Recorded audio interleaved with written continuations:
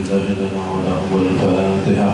أعوذ بالله من الشيطان الرجيم. بسم الله الرحمن الرحيم. الحمد لله رب العالمين الرحمن الرحيم مالك يوم الدين إياك نعبد وإياك نستعين اهدنا الصراط المستقيم صراط الذين أنعمت عليهم غير المغضوب عليهم ولا الضالين. ثم أنزل بنا معك في هذا الكتاب ورب الشياطين محمد الفاتحة. بسم الله الرحمن الرحيم الحمد لله رب العالمين الرحمن الرحيم مالك يوم الدين إياك نعبد وإياك نستعين اهدنا الصراط المستقيم صراط الذين أنعمت عليهم غير المغضوب عليهم ولا الضالين.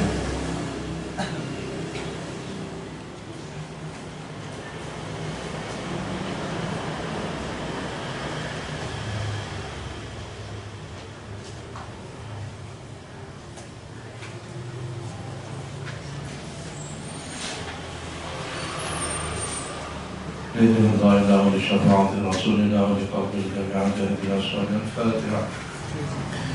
أعوذ بالله من الشيطان الرجيم. بسم الله الرحمن الرحيم الحمد لله رب العالمين الرحمن الرحيم مالك يوم الدين إياك نعبد وإياك نستعين اهدنا الصراط المستقيم صراط الذين أنعمت عليهم غير المغضوب عليهم ولا الضالين. رب اغفر لي ولوالدي آمين.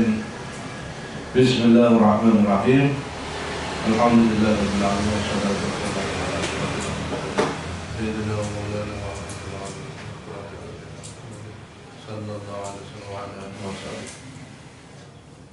سبحانك لا علم لنا إلا ما علمتنا إنك أنت العليم الحكيم. رب اشرح لي صدري ويسر لي أمري واحلل عقدة من لساني يفقهوا قولي. وبعد قال المؤلف رحمه الله ونفعنا به وفي علومه وبارك في ذرنا آمين. اللهم انفعنا بما علمتنا وعلمنا ما ينفعنا وزدنا. بسم الله الرحمن الرحيم.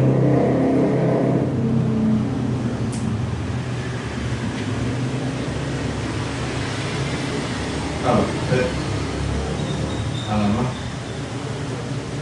Hah? Berapa? 7 2 baris. Hah?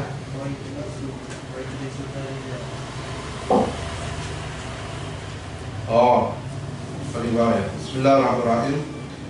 Wa yajlisu barizan li jami'il hadirina wa li waqqir afadilihim.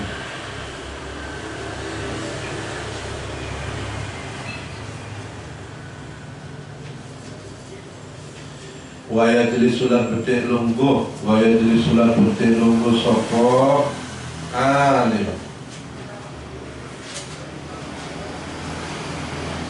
Wa yajlisulan betik lungguh sapa alim barizan hale nampak ngedeng menampakkan di jami'il hadirin maring seluruh wong kang hadir. Maksudnya apa? Ya posisi kiai itu ya harus di depan, dilihat oleh semua hadirin. Ini salah satu metode Al-Quran ya. Dalam pembelajaran itu adalah ru'yah. Makanya silatus sanad itu birru'yah juga. Ilmu itu kan minallah. Ilmu itu minallah, dari Allah.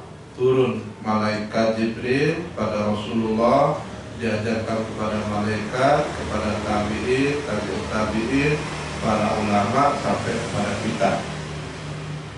Selain transmisi keilmuan, ini rahasianya. Kenapa kitab Ta'limul Muta'allim itu mensyaratkan orang ngaji, orang belajar itu duduk di depan. Dia harus melihat gurunya, lihat ini kalau. Jadi transmisi keilmuan itu, kekuatan ajaran Islam itu di sana tutup itu.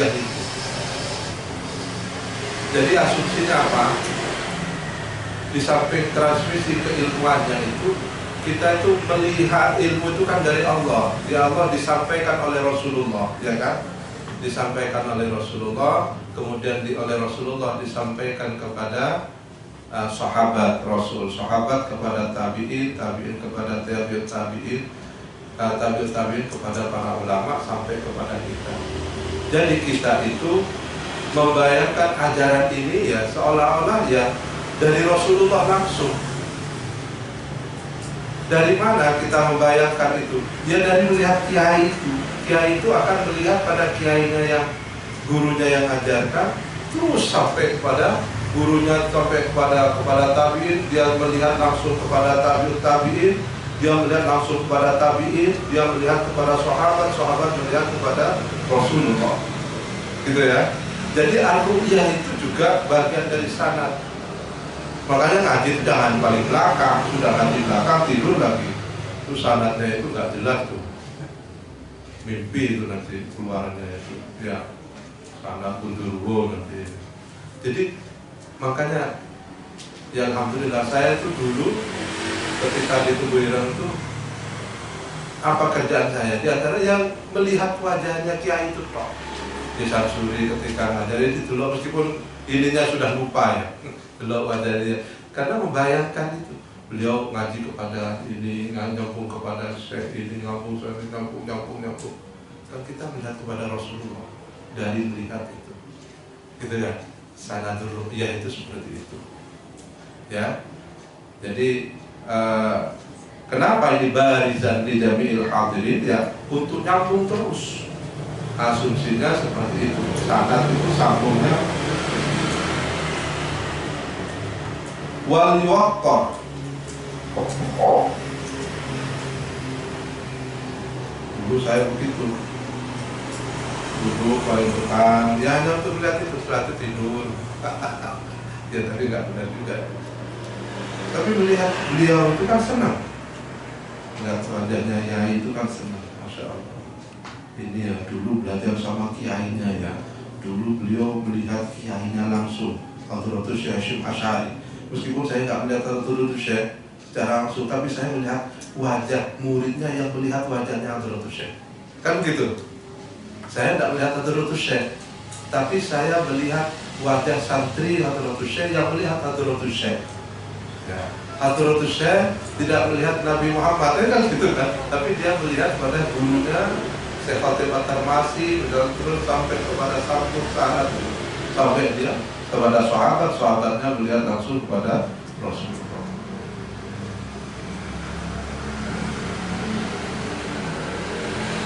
Wal yuwaqqir afadilihim, wal yuwaqqir lan memuliakan afadilihim, orang-orang utama nih hadirin, memuliakan bil ilmi kalau ilmu, awis sinni atau usia, awis silahi atau awis sholah, bukan silah, awis sholahi atau kebagusan, awis syarafi atau kemuliaan. Jadi urutan kemuliaan seseorang itu, jadi tafdilul atau tafdilul syekh, tafdilul orang itu berdasarkan apa? Pertama bil ilmi, kalau ilmunya. Kita jadi kalau dibuat gradasi VIP, orang terhormat pertama itu ya karena beliau alim. Alim, karena alim. Beliau dihormati karena alim. Makanya gelar syekh itu karena ilmunya sudah tua meskipun usianya muda. Syekh ubanan sudah ya. Jadi ilmunya sudah tua meskipun usianya muda, dia dihormati nomor satu. Di setelah itu urutan kedua siapa? Orang yang asinu, yang tua usianya. Ya, karena dia tua usianya, bagaimanapun dia mungkin secara teoritis dia tidak banyak mengetahui, tetapi secara ilmu kehidupan dia pasti banyak belajar dari kehidupan. Syekh juga dia kan kenyang dengan pengalaman, ya toh? Orang tua itu udah kenyang sehingga tenang orang tua itu bawaannya. Ada anaknya ini, ada tak boleh, itu biasa. Saya dulu lebih parah dari kamu, nah, gitu kan? Kenapa? Dia kenyang. Dia tuh sebenarnya ya syekh juga karena usia. Usia apa? Dia melewati sampai pada batas usia itu kenyang dengan berbagai pengalaman hidup, yang pahit, yang getir, yang tidak enak, tahu semua beliau alami. Dan itu tidak ada kelasnya itu, ya, nggak ada bukunya itu. belajar dari alam. Nah, makanya saya bilang ilmu itu ada qauliyah, ada kauniyah. Dia menjadi syekh karena qauliyahnya bila ilmi, dia karena syekh bisinni karena kauniyahnya. Ya, urutannya tartibnya seperti itu. Ya.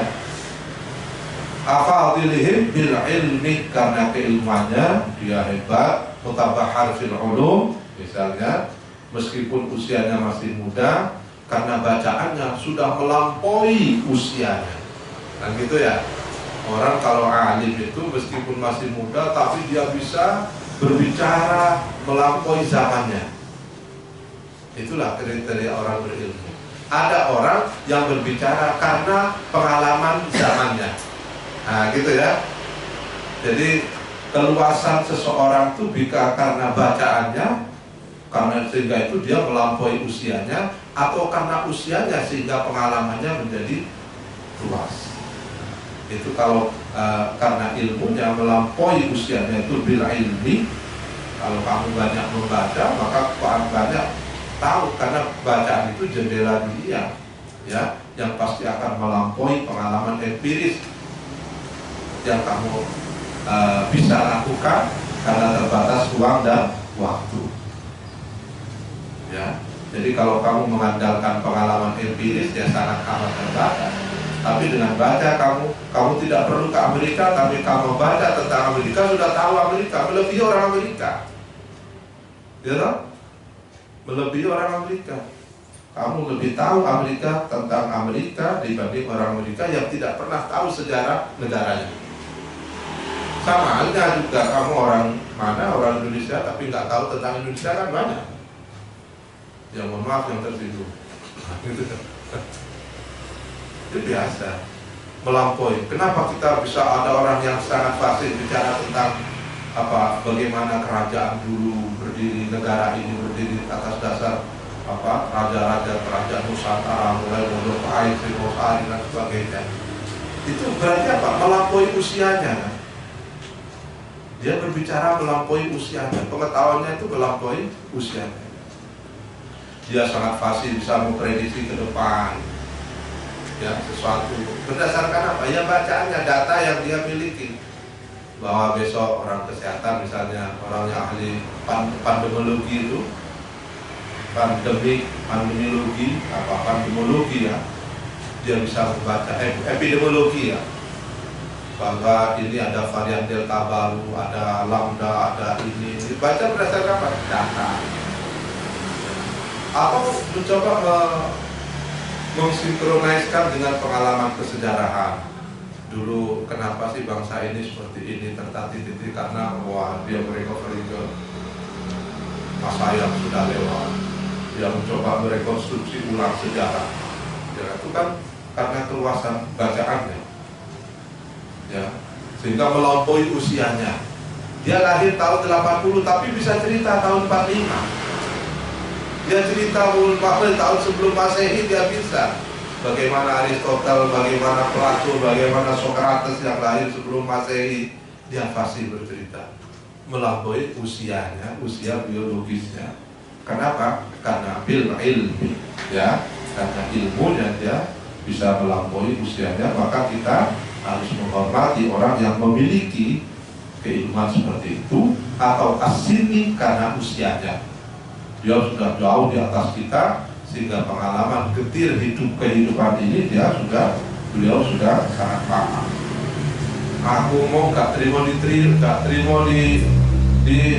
dibohongi. Wah, saya nggak hanya dibohongi kok sama dia itu. Wah, biasa.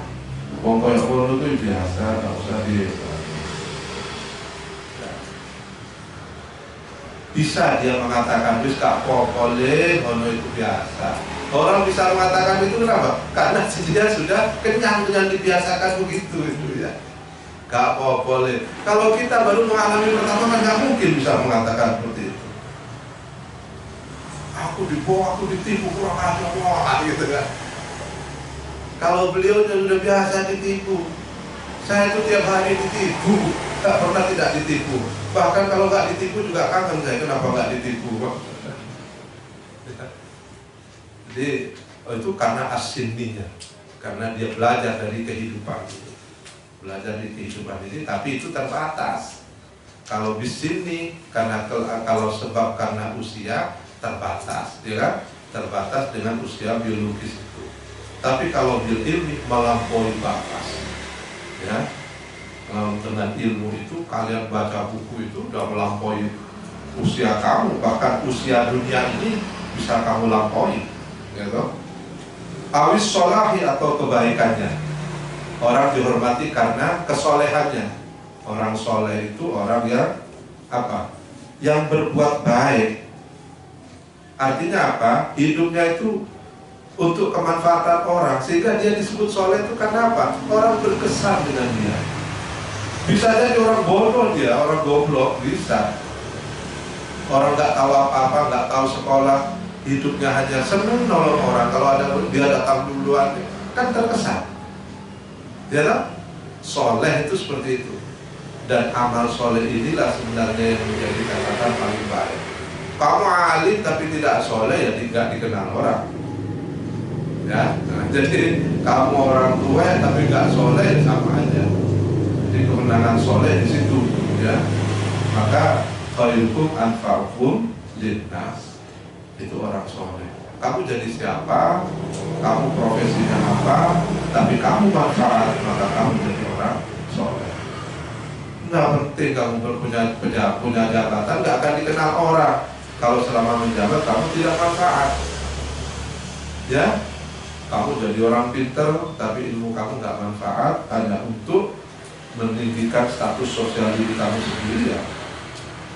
Ya, nggak ada gunanya juga, ya. Maka semua kembali pada soleh. Wahum muslihun, gimana Ki? Ada ayatnya itu Ki. Nu'adzibu ya. Wahum muslihun gitu. Tidak akan mengadab sebuah kaum di antara kaum itu ada wahum muslihun. Nah, saya ingat. Ini. Wa ma nu'adzibu, wa ma kunna mu'adzibina kata Nabi Rasulullah, bukan.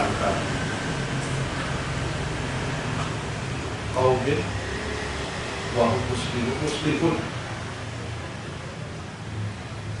Akhirnya.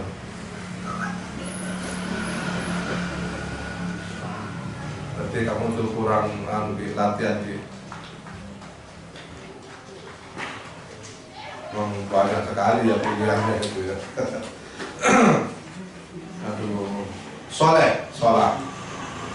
Awis syarafi atau mulia. Syaraf ini mulia karena bisa karena darah.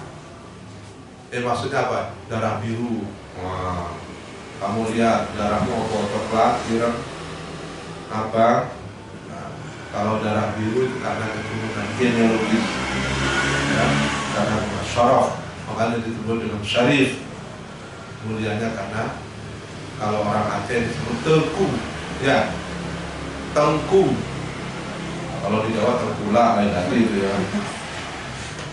Kalau di mana di mana itu di Lombok tuan guru. Kalau di Makassar itu Sopo Makassar, Gondreta, apa ya? Lu gujuk, udah ini serius ini. Hah? Apa?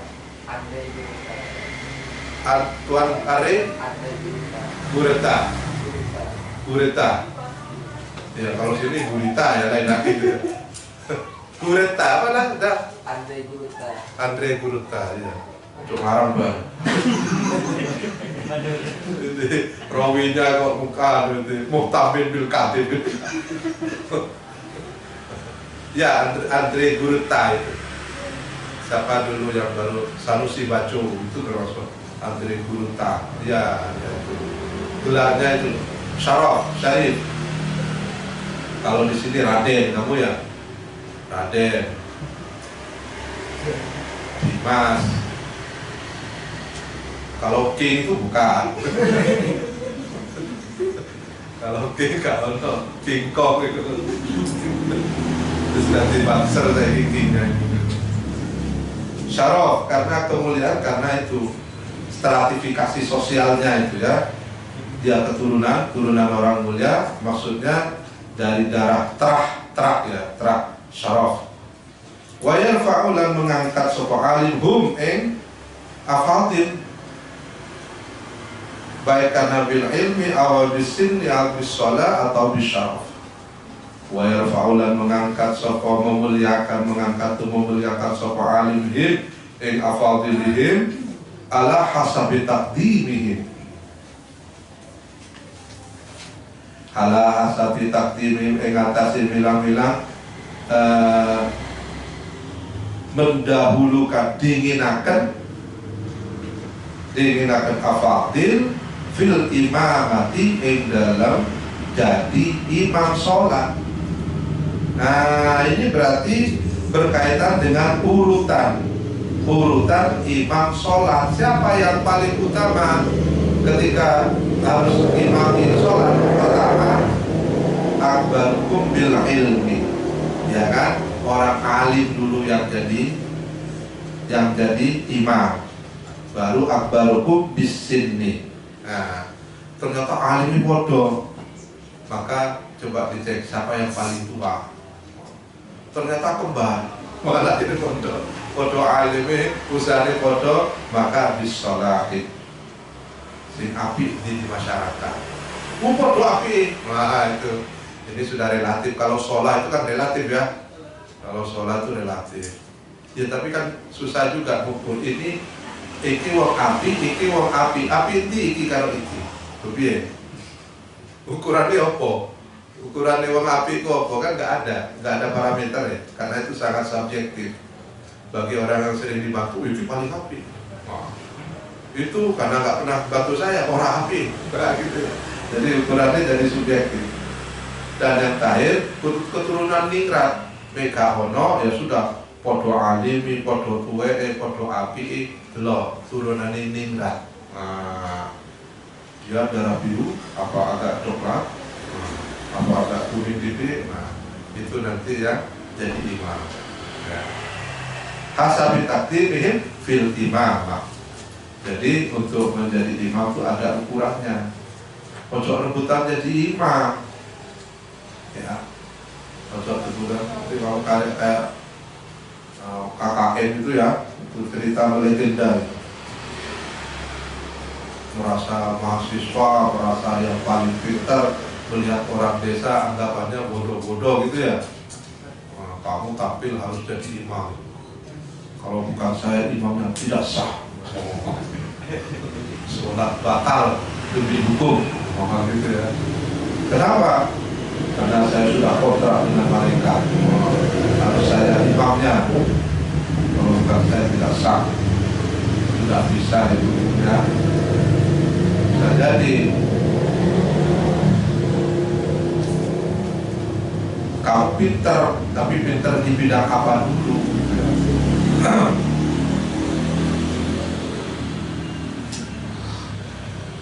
Wa yatalaqqafu bil baqi wa yatalaqqafu lan lembut sapa alim bil baqi kalawan sekering. Artinya selain yang orang utama ini, orang alim, orang tua, orang api, orang mulia syaraf, yang tidak seperti ini, tetaplah kita talaqqaf ya, al-lutfu, kita tetap halus, kita tetap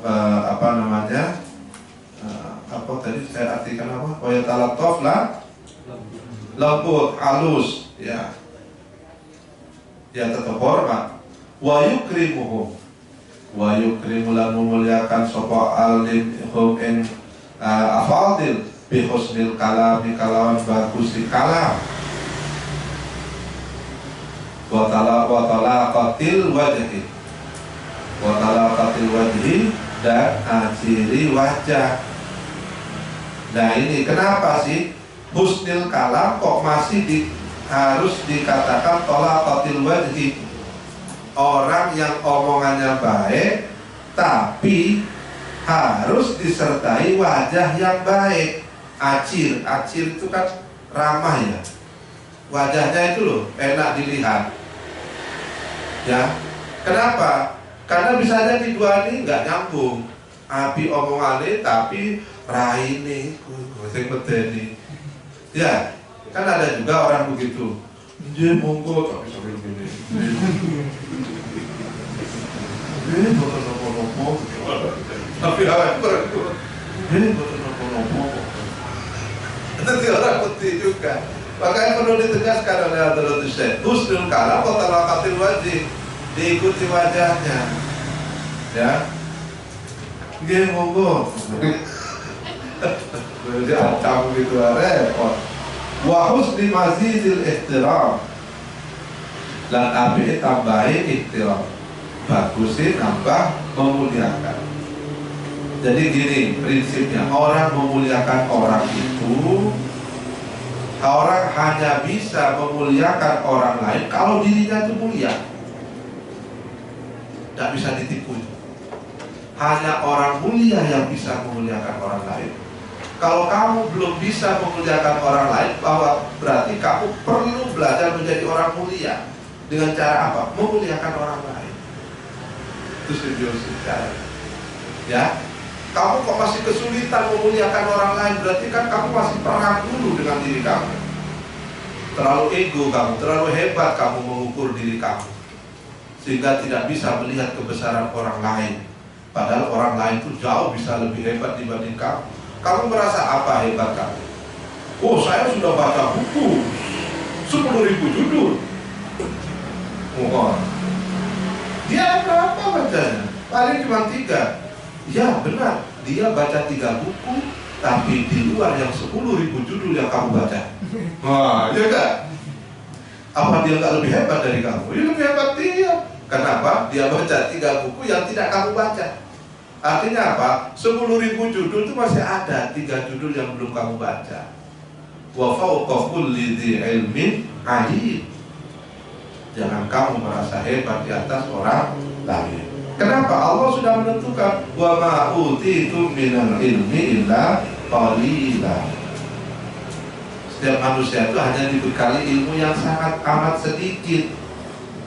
Falaula qul law kana al-bahru midadan li kalimati rabbi lanafidal bahru qabla an tanfada kalimatu rabbi walau ji'na bi mithlihi madada. Ilmu Allah masih sangat amat luas yang Allah berikan, distribusikan kepada semua makhluk Allah di dunia ini, tidak lebih dari setetes tinta di 7 samudera lautan yang luas. Ilmunya Allah itu sudah Allah distribusikan mulai dari Nabi Adam sampai ila yaumil kiamah. Ilmunya Allah itu kalau diibaratkan, ibarat satu tetes tinta yang kamu teteskan. Ilmu manusia itu mulai dari Nabi Adam ila yaumil kiamah itu ibarat satu tetes tinta di atas 7 samudera lautan. Kalau kamu dibandingkan ilmunya Allah, ya nggak ada bandingannya. Dan kita hanya satu tetes itu untuk seluruh dunia, bermiliar-miliar manusia itu hanya satu tetes. Koyo sumbungi mengalahkan pangeran sampai tidak mau menyembah Tuhan. Nah, gitu ya. Sampai dia merasa sudah hebat, superior, melampaui Tuhan. Tak bisa ya. Wa husni mazidil ihtiram. Jadi belajarlah kamu menghormat pada siapapun. Jiwa yang besar adalah jiwa yang menganggap orang lain itu besar. Ibarat kamu itu samudera jiwa kamu. Maka kemasukan kotoran seperti apapun gak ngefek. Ciptakanlah jiwa kamu itu selebar samudera, sehingga kamu tidak sesat. Kemasukan apapun, ada sandal, ada sampah, biasa, tenang, gak ngefek. Itu samudera kok. Tapi kalau jiwa kamu hanya baskom, selebar baskom, di kena telai pite harus bubrak abe. Artinya apa? Kalau jiwa kamu hanya sebesar baskom, kena fitnah sedikit lalu panas muring-muringan kamu. Ada orang lebih hebat dari kamu sedikit aja udah tersinggungnya, Masya Allah. Karena jiwa kamu hanya sempit sesempit itu. Nggak mampu kamu mengakui kebesaran orang lain, bisa pecah baskom itu. Ya, nggak mampu kamu untuk mengakui. Maka sekarang latihlah agar kamu itu menjadi jiwa yang besar dengan apa? Menganggap siapapun lebih besar dari kamu, lebih hebat dari kamu. Itu pengakuan. Kenapa? Allah memberikan keistimewaan pada setiap orang. Setiap orang itu pasti punya keistimewaan masing-masing yang tidak bisa kita miliki. Ya, jangan menganggap remeh. Karena dia kalau ngaji di belakang selalu tidur lalu diremehkan, loh dia lebih hebat ilmu tidurnya dibanding kamu. Loh itu harus berguru kamu. Gimana caranya? Nyeliut tidur kan? Punya ilmu itu, ya, yang kita tidak ketahui. Loh itu kan keistimewaan juga. Kenapa? Itu keistimewaan juga. Jangan dianggap ilmu itu hanya bisa baca kitab. Tidak. Orang ya. Itu semua kelebihan yang Allah berikan kepada kita itu pada siapapun. Maka manusia memiliki keistimewaannya masing-masing, memiliki kelebihannya masing-masing. Ya, karena itu maka manusia nggak bisa dibandingkan. Apple to apple itu nggak bisa. Saya dibandingkan sama Haki ya nggak bisa. Mau dibanding apanya? Qurannya ya dihafal, ya. Tapi bahasa Maduranya lancar saya dibanding dia, ya toh. Nah, main badminton mungkin kalah sama saya dia. Berarti tanding saya. Ya.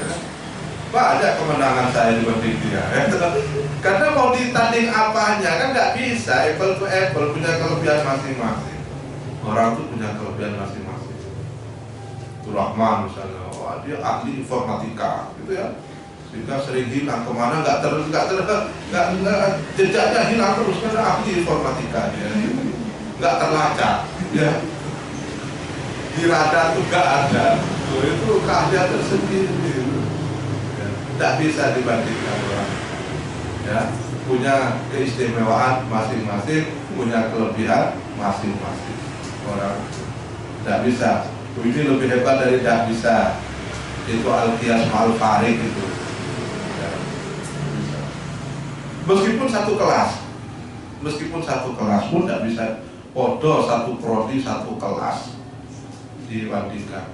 Makanya itulah simplifikasi model pendidikan kapitalisme itu kan seperti itu.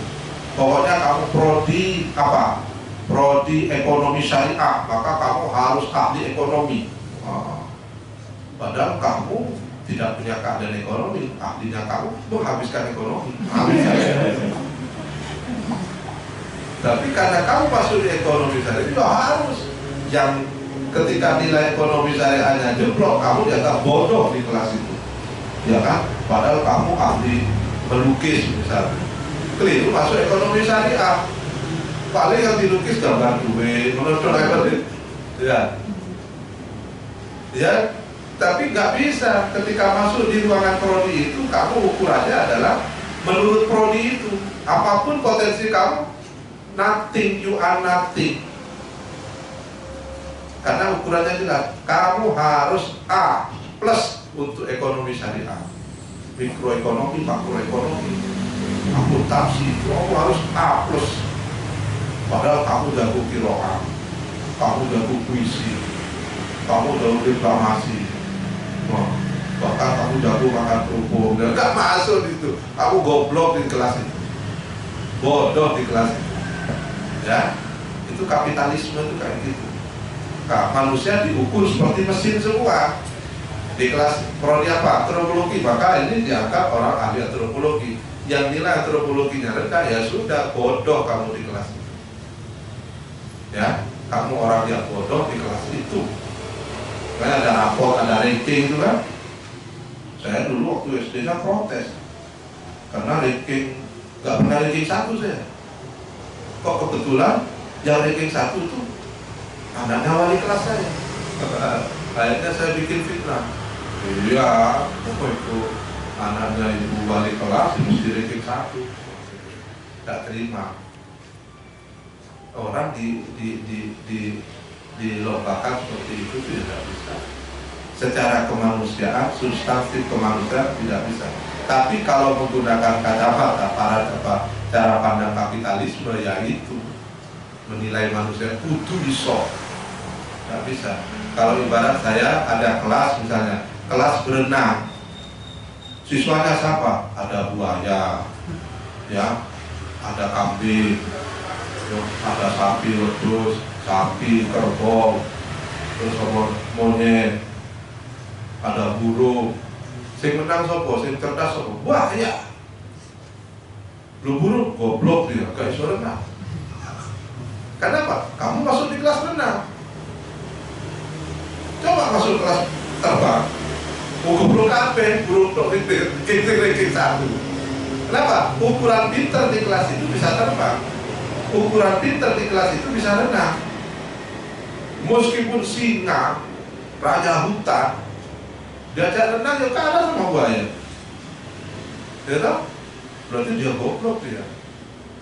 Nah itu loh, simplifikasi model pendidikan kapitalistik itu model begitu. Ya, manusia itu diciptakan seperti mesin.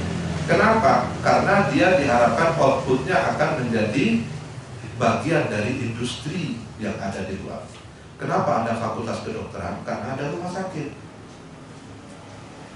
Maka perlu memproduksi robot-robot yang disebut dokter. Nah, kamu tuh robot saja nih. Kenapa ada ekonomi syariah? Karena ada bank BBN, bank syariah. Bank syariah. Bank syariah ini industri, dan industri ini butuh apa? Biar hidup. Butuh kayu bakar. Kayu bakarnya sama. Ya Allah, ibaratnya seperti itu. Kebutuhan industri, industri itu bisa biar berlanjut. Industri ini untuk apa? Untuk menopang kebenaran kapitalisme. Kapitalisme itu yang mengagungkan kapital. Siapapun yang memiliki kapital, dia penguasa dunia ini. Jadi orang dihormati karena kapitalnya. Kamu kaya, kalau kamu ingin terhormat harus kaya.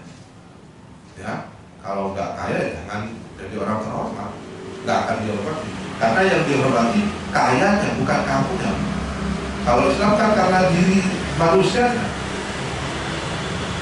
Ya toh? Kalau Islam menghormati manusianya.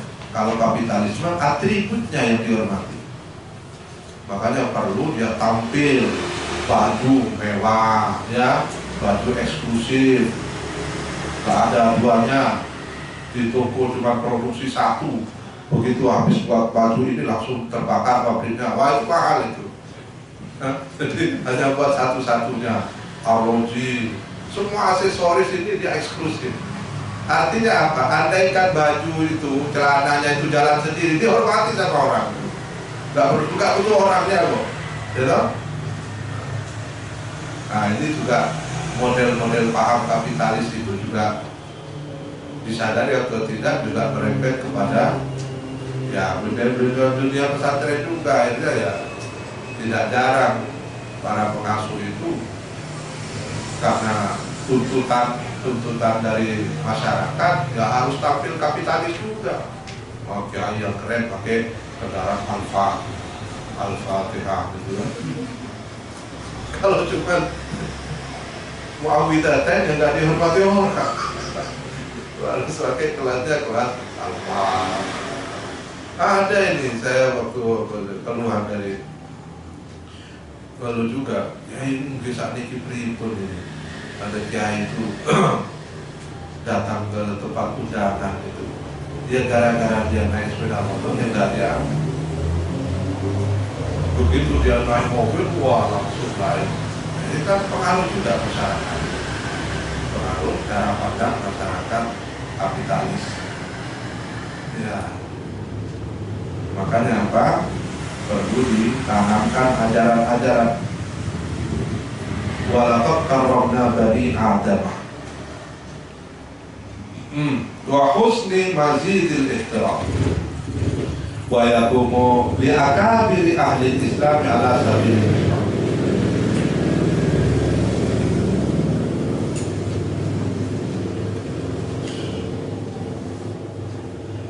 Wa yaqumulan ngatib berdiri sapa alim li akabiri ahli Islam bagi para pembesar ahli Islam ala sabilil ikram ing atase jalan menghormati. Kalau ada tokoh, wah tokoh ahli Islam itu maksudnya pejuang Islam, ya ulama ya, yang dikenal ulama sudah tingkat nasional, maka kamu tidak cukup kehormatan, kamu berdiri dan menghormati.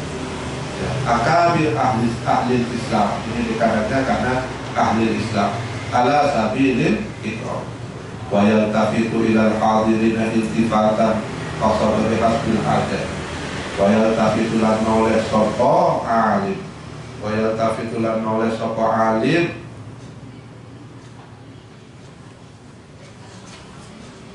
wa yaltafitu noleh sapa alim ilal hadirina mari hadirin iltifatan kalawan noleh ya dia noleh lah kanan kiri iltifatan karena menoleh kalawan menoleh qasada kang bermaksud sapa alim bihasabil hajati kelawan bilang-bilang kepentingan ya menoleh kanan menoleh kiri karena ada kepentingan wa yakhussu may yukallimuhu aw yas'alu wa yakhussulan mengkhususkan sapa alim. Nah ini penting ya. Ini juga bagian tata krama etika ketika kita berkomunikasi dengan orang lain. Wa yakhussu man yukallimuhu wa yakhussu lan mengkhususkan sapa alim man orang yukallimu kang ngajak ngomong sapa man bu alim. Jadi kalau kamu ketemu di base sekarang belajar ketemu di mana saja dengan orang lain, orang asing ngajak bicara dengan kamu, maka kamu berikan perhatian khusus. Jangan kamu sambil dengan ini ya. Itu ciri orang alim dan buka tuh dari situ. Kalau kamu orang alim, maka kamu akan menghargai siapapun orang yang yukallimuka, yang mengajak ngomong, kamu perhatikan ya, dilihat. Jangan dicuekin, mau apa? Goyok. Ya, itu bagian dari sini. Itu gayanya wong merasa apa ya? Ya ini juga sampai Rasulullah Muhammad SAW itu ditegur oleh Allah. Ya ini. Abasa wa tawalla aja'ahul a'ma. Terus wa ma yudrika la'allahu yazakka. Suatu ketika Rasulullah kedatangan para pembesar Quraisy. Abu Jahal Sabi Turuti itu datang pada Rasul, negosiasi ya, diplomasi politik lah terjadi. Pada saat itu Rasul lagi penting-pentingnya berbicara masalah kondisi bangsa saat itu. Datang siapa itu? Ummu Maktum ya, yang buta. Beliau tuh juru adanya juga, bilalnya juga, tapi ada yang jadi adan itu bagi dua ya, ada yang untuk sholat jahr pakai bilal, yang sholat sir pakai ini.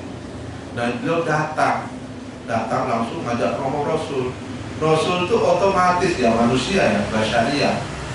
Begitu dia lagi bicara serius dengan para pembesar, nyuruh-nyuruh dia datang ngajak ngomong. Ya kita pun mungkin sama sikapnya ya. Rasul langsung melengos, melengosnya iltifatnya itulah yang ditegur oleh Allah. Abasa wa tawalla. Kamu tidak boleh berpaling, ya, membalingkan wajah dari orang yang anja'ahul a'ma. Ketika datang orang yang buta itu maksudnya seperti waktu itu ditegur oleh Allah. Jangan melihat terpengaruh oleh status sosial. Iki sopo itu tukang ada ya, tak bebas itu aja. Paling jalur proposal. Itu manusiawi, tapi itu bukan etika Qur'ani. Kan ditegur Rasulullah oleh Allah. Jangan Muhammad, kamu nggak boleh begitu. Siapapun yang datang harus. Di sini katanya wa yakhussu may yukallimuhu. Ketika ada orang berbicara dengan kamu, ya kamu harus perhatian dengan itu, jangan sampai diabaikan. Ketika dia ngajak, sekalipun kamu sedang berbicara begini, terus ada orang baru, ya kamu sampaikan juga dengan perhatian yang sama. Jangan kamu beda-bedakan orang itu atas dasar perbedaan. Bukan perbedaan ya, kalau sosial itu namanya pembedaan. Ya, kalau status sosial itu namanya pembedaan. Kenapa? Karena memang dibuat oleh manusia, bukan perbedaan. Kalau perbedaan sesuatu yang natural.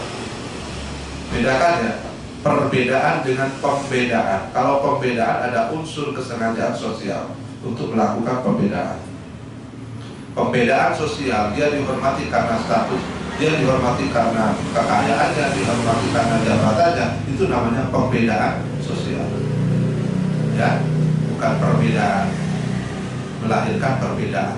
Bisa jadi ada unsur kesengajaan untuk melakukan perbedaan itu. Diskriminasi ya.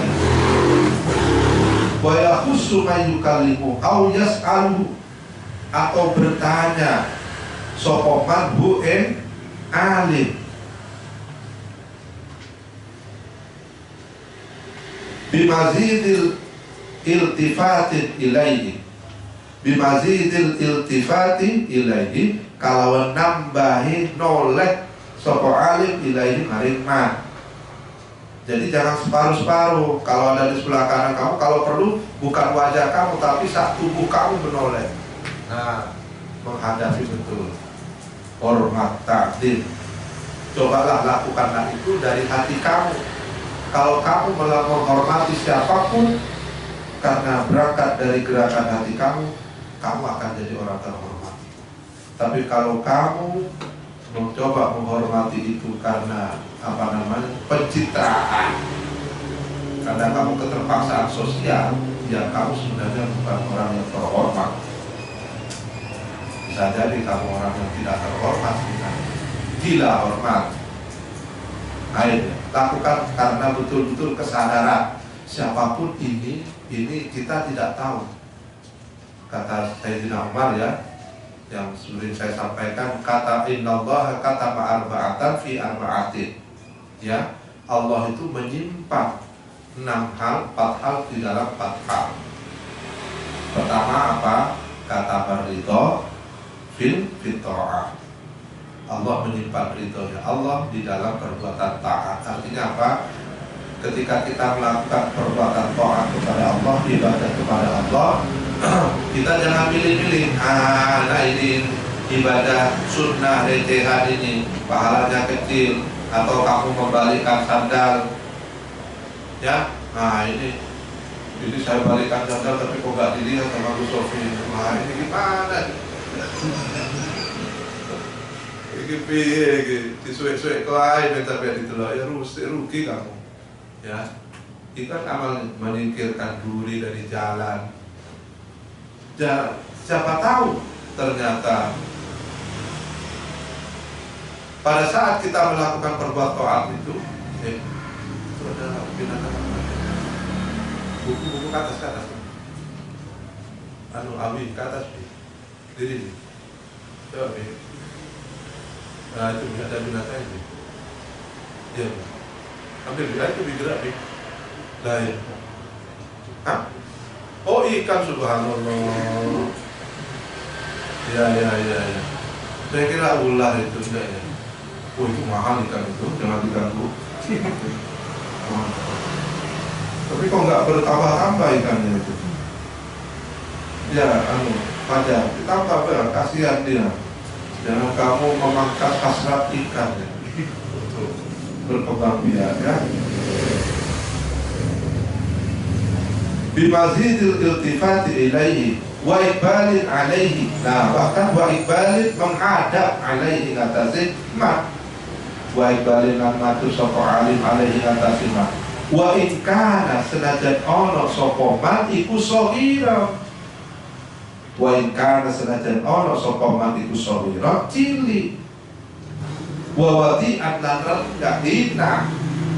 Hina itu untuk konteks kacamata manusia yang sangat subjektif. Ya, makanya kamu jangan percaya dengan ujian manusia. Manusia itu tidak ada yang jujur memuji orang lain, tidak ada. Contoh konkretnya apa? Kamu misalnya mengagumi orang, wah hebat, hebat. Tapi suatu ketika orang yang kamu puji-puji itu melakukan kesalahan, apa yang terjadi? Habis semua pujian kamu, dia nggak hilang kan? Kebaikan orang yang selama ini kamu puji-puji, kamu hebat-hebatkan itu hilang, hangus. Itu bukti bahwa kamu pujinya itu gak tulus. Manusia itu gak ada yang tulus. Contoh kan banyak sekali ya. Hebat. Ada kiai mubalik, sopek. Wah hebat pengikutnya, ceramahnya bagus, orangnya soleh. Lo kawin lagi lu entek langsung. Ya, apa salahnya mau menikah? Tapi orang sekelas itu kalau sudah jadi idola tidak boleh menikah lagi. Itu kan hukum sosial. Begitu dia menikah, kebaikannya itu sudah hangus. Sudah dia orang paling jelek, orang paling sudah gitu kan. Kehebatan dia, kedermawanan dia, bagaimana ceramah dia itu sudah hilang semua. Itu manusia. Tapi kalau Allah sebaliknya, Allah itu tidak pernah amal soleh kita itu dihapuskan oleh amal kejelekan. Yang terjadi malah kebalikan. Innal hasanah yudhibna as-sayyi'ah. Selama belum musyrik ya. Selama tidak musyrik, maka seluruh amal kebaikan kita tidak pernah terhapus oleh kejelekan kita. Bahkan bisa dibalik, seluruh amal kejelekan kita itu bisa dihapus oleh amal kesolehan kita yang kecil. Kalau kita misalnya melakukan amal kesolehan, terus suatu ketika melakukan kesalahan, amal kesolehan ini aman, tidak terhapus dengan kesalahan kita. Itu Allah. Manusia enggak. Kita tuh kenal dia sampai usia 70 tahun, dia orang hebat, dermawan. Sekali saja dia korupsi, habis sudah. Alah, tiba-tiba maling, begitu kan? Jadi pujiannya selama itu hilang semua sudah. Dia sholat, dia haji, bleket-bleket. Nah, kau udah kafir kan? Dulu kamu pengagumnya, ya kan? Sekarang sudah itu manusia. Membuktikan bahwa pujian manusia itu tidak jujur. Ya, tidak jujur. Kamu jangan terlena dengan pujian manusia. Ya, Sayyidina Ali mengingatkan, kalau ada orang memuji di depan kamu, ambil debu, lemparkan ke wajahnya. Karena itu yang akan menghancurkan kamu. Ingat, tidak akan ada satupun manusia yang mampu menerima pujian siapapun dia. Ya, pasti dia akan terlena. Cuma gayanya aja kapan pura-pura gak mendengar. Bilang, wah gak mendengar. Maksudnya biar tambah akeh sih dalam lagu itu ya. Sudah sama. Karena Allah sudah menegaskan Alhamdulillah. Alnya lil istighraq. Segala jenis pujian itu lillah. Gak ada pujian itu mampu diterima oleh manusia. Karena yang berhak, yang bisa menerima pujian itu hanyalah Allah. Lillah. Nah, kok itu kita masih berharap pujian-pujian itu. Kalau saya kayak begini, ngaji, ingin dipuji, saya sudah persiapkan gitu. Saya waktu semua. Ternyata enggak, saya dengar kok sih santriku sing puji aku, waduh, bisa stres aku. Ya, bisa stres. Apalagi ada saya pas ngaji, lagi busuk ngaji, kamu juga busuk wirita. Pindah ke dunia lain, waduh. Ya. Itu stres kita. Jadi makanya jangan berharap kepada manusia, berharaplah kepada Allah, memintalah kepada Allah agar ketika Allah sayang kepada kita, Allah hormat kepada kita, maka Allah akan memerintahkan makhluknya untuk hormat kepada kita. Itu caranya. Karena yang bisa merubah muqallibal qulub itu hanya Allah. Hormat dan tidak itu urusan hati. Yang bisa merubah itu ya hanya Allah. Berubah hati itu gak bisa manusia. Mau dibayar berapa miliar pun gak bisa. Ya. Hati itu nggak bisa dibayar. Ya bisa, bukan hatinya yang dibayar, wajahnya. Kalau wajahnya ya murah, dicangangan aja langsung, api sakit lagi. Tapi hatinya kakir, anakmu sakit ini, gitu ya. Tiket 1 triliun mana kurang. Kasih 1 kali 2 meter, nah, bungkus kayak kapal, nah baru. Wa in kana shaghiran aw wadi'an, sekalipun orang itu shaghiran, usianya masih muda, kecil, baik secara usia ataupun secara stratifikasi sosialnya, aw wadi'an atau rendah, asor, orang yang hina di mata sosial. Inna akramakum indallahi atqakum, itu ukurannya.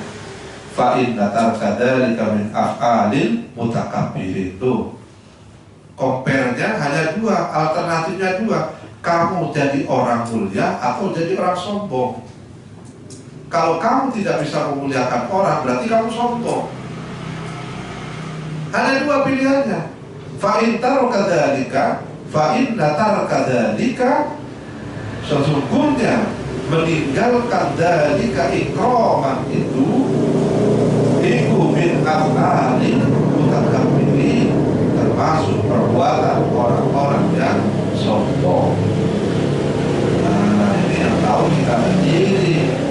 Nanti kita ini bisa nggak ditunjukkan, ditolakkan, karena memang tugas manusia adalah melawan nafsu yang ada di dalam dirinya, termasuk nafsu eksistensialis itu yang maunya eksistensi dirinya diakui oleh orang lain. Wa quli malu fasayarallahu amalakum. Kalau kamu ingin dimuliakan siapapun, itu dulu kamu lakukan. I'malu fasayarallahu amalukum wa rasuluhu wal mu'minun wa saturaduna ila alimil ghaibi wasyahadah fa yunabbi'ukum bima kuntum ta'malun. Sudahlah, kamu, tugas kamu beramal, berbuat, berprestasi. Gak perlu kamu berpikir akan dapat apa. Tugas kamu apa? Adalah belajar, berprestasi setinggi-tingginya. Sudah, orientasinya ke sana aja. Allah sudah berjanji, fasayarallahu amalukum. Allah pasti akan melihat itu semua.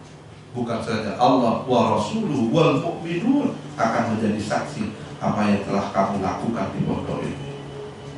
Kamu belajar sendiri, gak perlu undang-undang. Kamu baca buku, kalau saya mau telur lebih. Oh, dulu kabeh aku pas belajar sih, no gini kok asem tenan arek. Atau kamu sholat, tapi Allah aku dulu kabeh kan. Jangan. Sudah malu, berbuatlah kebaikan. Yang lainnya ini kamu berbuat sendiri, lakukan. Karena orientasi kamu bukan untuk ini, untuk investasi kamu.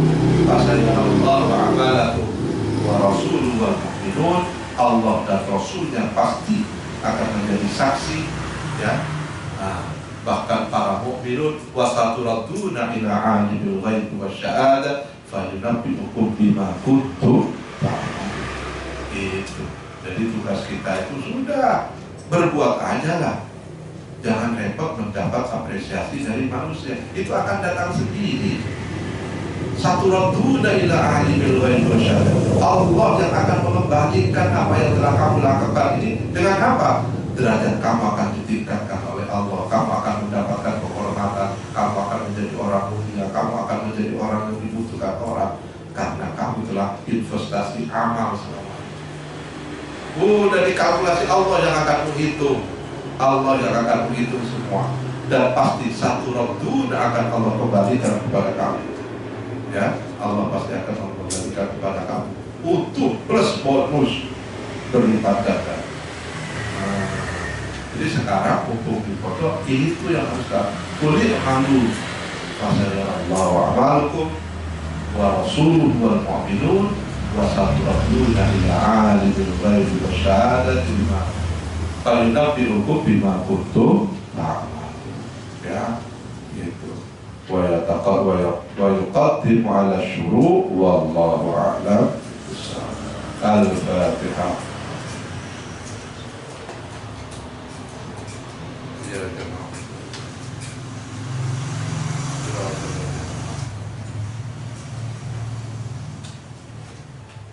Assalamualaikum warahmatullahi wabarakatuh. Waalaikumsalam.